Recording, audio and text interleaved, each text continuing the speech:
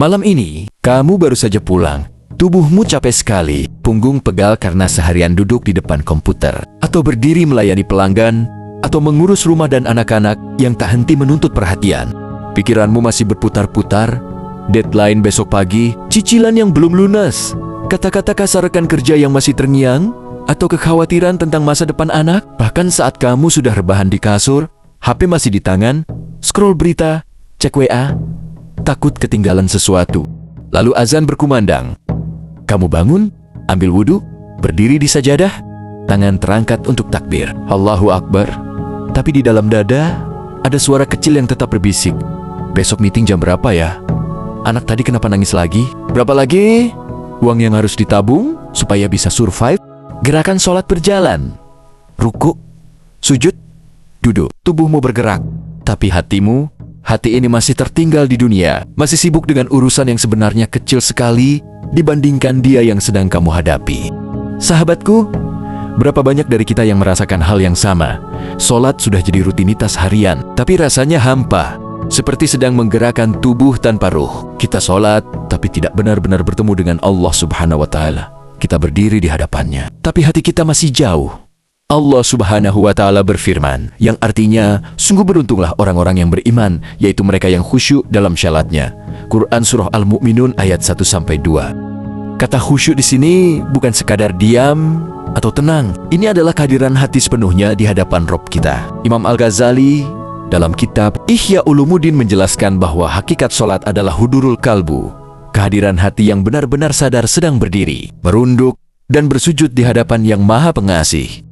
Dan ada ungkapan indah yang sering kita dengar, sholat adalah mirajnya orang beriman, bukan miraj jasad seperti yang dialami Rasulullah SAW ke Sidratul Muntaha, tapi miraj ruh dan hati kita 5 kali sehari untuk naik meninggalkan kegelapan dunia dan mendekat kepada cahayanya. Malam ini, mari kita berjalan bersama, bukan sebagai guru dan murid, tapi sebagai sesama yang sama-sama merindukan kedamaian sejati. Kita akan telusuri setiap gerakan sholat bukan hanya sebagai ritual, tapi sebagai perjalanan ruh yang bisa mengubah cara kita menghadapi stres kerja, masalah keluarga, rasa cemas, dan kekosongan hati. Mungkin setelah mendengar ini, ada satu sholat saja dalam hidupmu yang benar-benar berbeda. Satu sujud di mana air mata turun tanpa ditahan.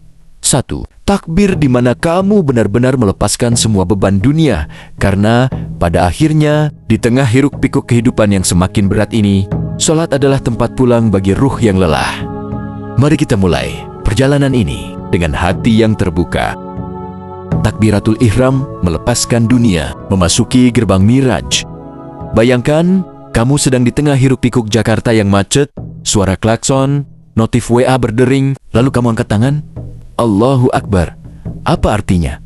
Allahu Akbar bukan sekadar ucapan. Ini deklarasi. Segala sesuatu di dunia ini kecil dibandingkan Allah Subhanahu wa Ta'ala. Ego kita, masalah kita, ambisi kita, semuanya kita letakkan di belakang. Seperti yang diajarkan ulama salaf, takbir ini adalah pemutusan hubungan sementara dengan dunia atau inkito. Anil Kholkun, Hasan Al-Bashri rahimahullah menyebutnya sebagai titik awal di mana hamba meninggalkan segala urusan duniawi untuk menghadap Robnya.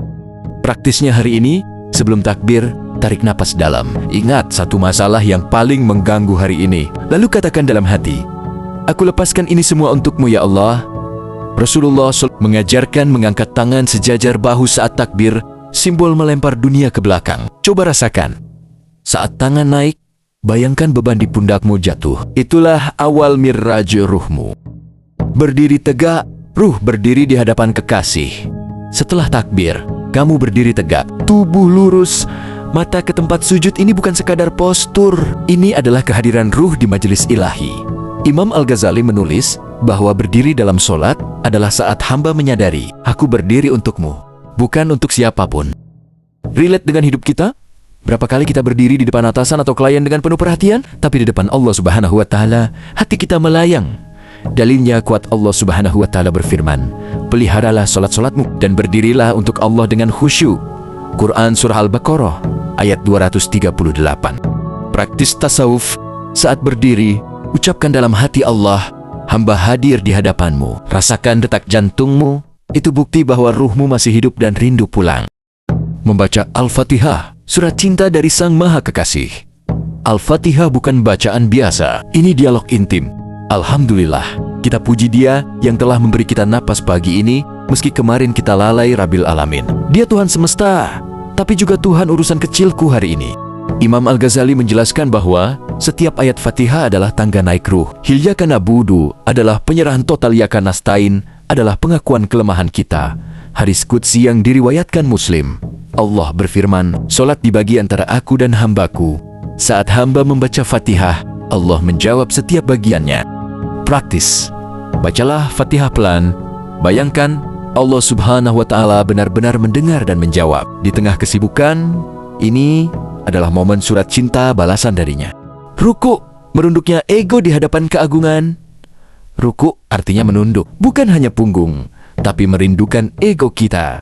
Rasulullah Shallallahu Alaihi Wasallam bersabda, "Rukuklah dan tumaninahlah atau tenanglah di dalamnya." Hadis riwayat Bukhari Muslim. Dalam rukuk, kita menggakui Subhana Rabbiyal Azim, Maha Suci Tuhanku yang Maha Agung. Ini pengingat bahwa segala kesombongan kita hanyalah ilusi. Ini relate dengan kehidupan kita. Saat kerja, kita sering merasa saya hebat. Proyek ini karena saya. Di ruku, ego itu dirundukkan. Al-Ghazali bilang ruku adalah obat bagi penyakit ujub atau sombong. Langkah praktisnya, saat ruku, rasakan punggung lurus tapi hati benar-benar tunduk. Ucapkan dengan penuh kesadaran, itu akan meredakan stres ego di kehidupan sehari-hari.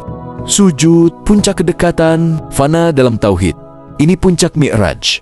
Rasulullah Shallallahu Alaihi Wasallam bersabda, keadaan paling dekat seorang hamba dengan Robnya adalah ketika sujud, maka perbanyaklah doa di dalamnya. Hadis riwayat Muslim. Dalam sujud, dahi menyentuh tanah, simbol penghancuran diri fana di hadapan yang maha tinggi. Tubuh paling rendah, ruh paling dekat. Imam Al-Ghazali dalam Ihya Ulumuddin menyebut sujud sebagai saat hamba melebur dalam kebesaran Allah Subhanahu wa Ta'ala. Bukan hilang identitas, tapi menyadari bahwa segala yang ada berasal darinya.